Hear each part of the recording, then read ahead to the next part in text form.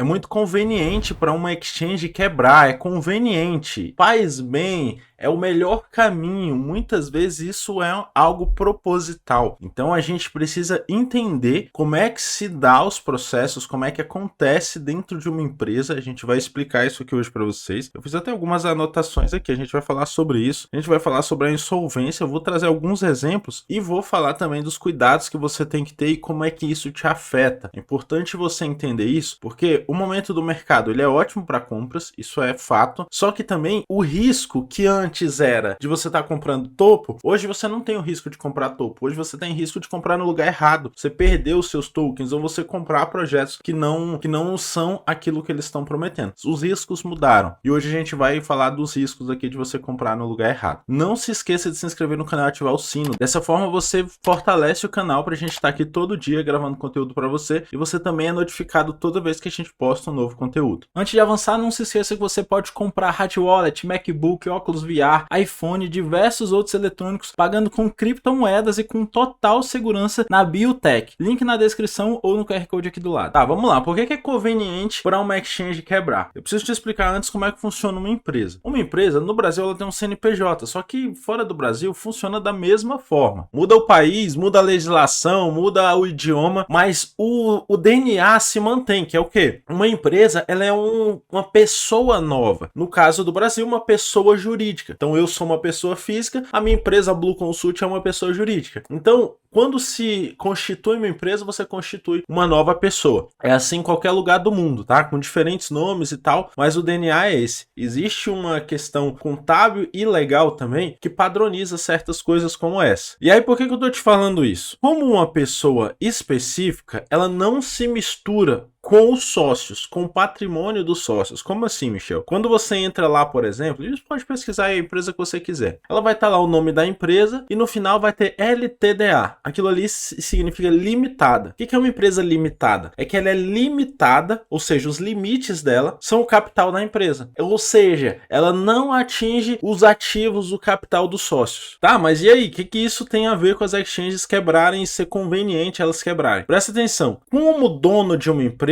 qualquer pessoa, ela vai ter aquela empresa por fins lucrativos, salvo as empresas que, sei lá, uma ONG, sei lá, mas uma empresa, uma exchange, ela tem fins lucrativos. A partir do momento que ela não se torna lucrativa, o dono tem que reavaliar. Ele tem duas opções: ou ele coloca dinheiro dentro da empresa, tira dinheiro do bolso e coloca na empresa, ou então ele vai ter que vender ou quebrar aquela empresa. Podemos chamar de três opções: ou ele vai colocar dinheiro do bolso, ou ele vai vender aquela empresa, ou ele vai falir aquela empresa, fechar aquela empresa. Qualquer uma dessas três situações acontecem porque o dinheiro gerado dentro da empresa não está sendo suficiente para ela se manter. Então aquilo começa a se tornar um prejuízo. E aí adivinha qual das três opções que as empresas escolhem? Quase nunca é colocar dinheiro do próprio bolso, principalmente quando a gente se trata de empresas milionárias, bilionárias. Se torna muito caro. Imagina só que um fundador de uma empresa, ele trabalhou 5, 10, 15 anos numa empresa, ele fez a sua riqueza pessoal a partir daquilo ali, porque ele divisão de lucros, prolabore, e em determinado momento aquela empresa não vai bem. É uma decisão até pessoal. Pô, eu vou devolver tudo que eu fiz para a empresa e ainda arriscar sair no 0 a 0, ou eu vou vender ou fechar essa empresa? E aí geralmente escolhe-se vender ou fechar a empresa. E aí, entendido isso, se eles fecham ou vendem essa empresa e a empresa é limitada, e eu já te adianto que essas empresas são todas limitadas, ela não atinge o patrimônio dos sócios. Então, por mais que moralmente possa ser uma situação muito ruim,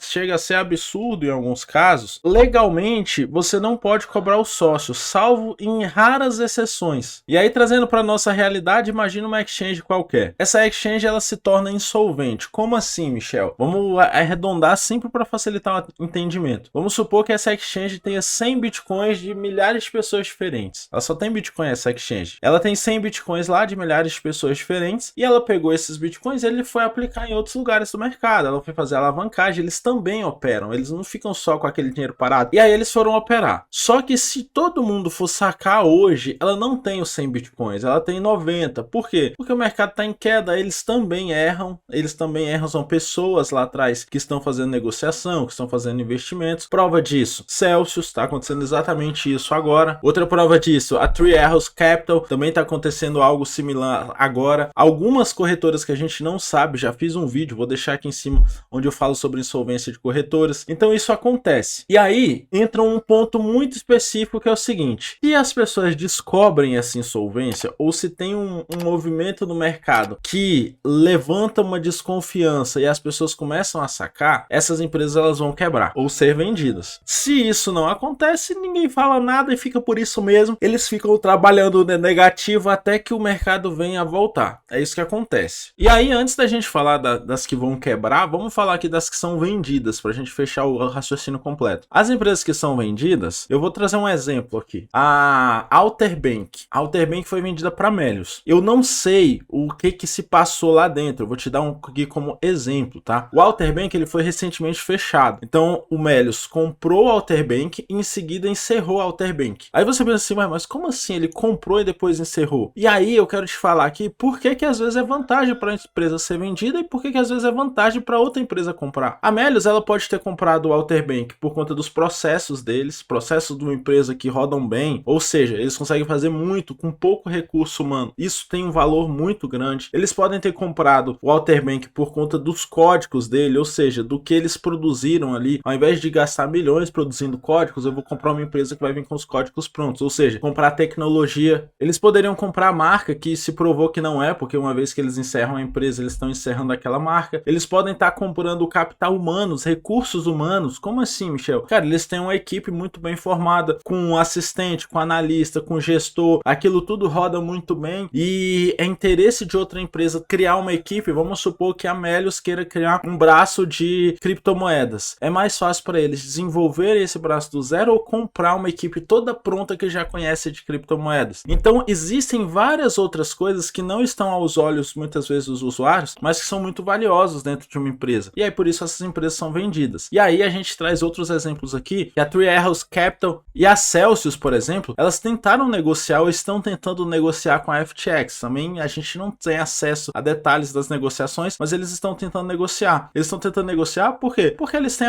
coisas lá de valor. Inclusive os usuários. Hoje, os usuários têm muito valor. Então, se a Celsius tem lá 100 mil usuários, por exemplo, ela fala, ó, eu tenho um banco de dados aqui de 100 mil usuários e tal, e isso tem um valor. Só que, em algumas vezes, também não será possível vender a empresa, porque a empresa que compra, ela tá assumindo também os problemas. Você não pode comprar simplesmente, um exemplo aí do Alter. Não posso comprar o Alter Bank e não vir as dívidas deles juntos. Se eles tivessem dívidas, se eles tiverem dívidas, eu compro com tudo, eu compro o pacote completo. Então o comprador, ele vai olhar e vai falar, cara, você tem mais dívida do que ativo, você tem mais passivo do que ativo, então não vou querer comprar. Pode acontecer isso, e aí o que a empresa vai fazer? Ela vai abrir falência. Na prática, não é bem abrir falência, você não vai lá e abre falência, a gente pode falar disso em outro vídeo, mas em resumo, elas vão falir, tá? E aí é conveniente demais, porque, cara, eu vou falir a empresa, o que tiver de capital dentro da empresa, paga-se o que for possível, o que não for possível fica por isso mesmo, não vai atingir o patrimônio dos sócios e, sei lá, os prejudicados certamente não serão os donos das empresas. Então, por que eu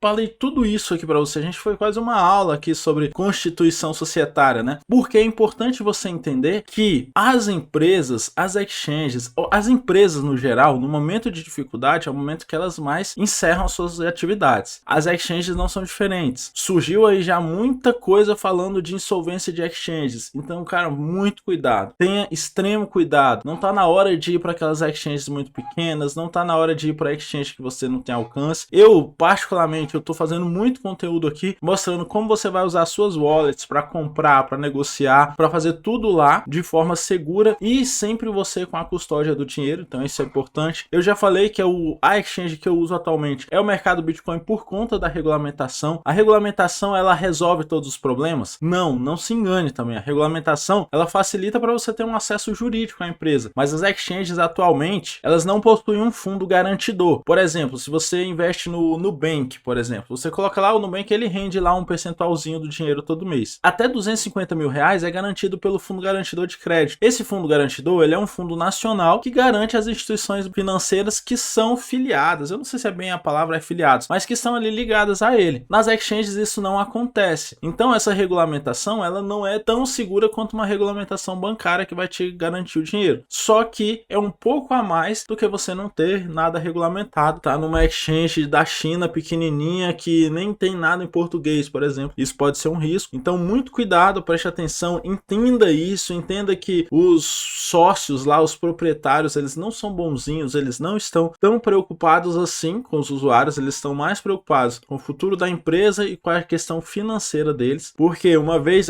importante aqui antes da gente finalizar, uma vez que é vantajoso, é conveniente você encerrar uma empresa, também tem uma conveniência muito boa. Cara, eu encerrei aquela empresa, agora eu vou abrir uma nova. E isso acontece todo santo dia, beleza? Comenta aqui qualquer dúvida, qualquer complemento, se você já está sabendo de alguma situação parecida que está acontecendo por aí, comenta aqui embaixo também que a gente vai te responder, tranquilo? Um abraço, tamo junto.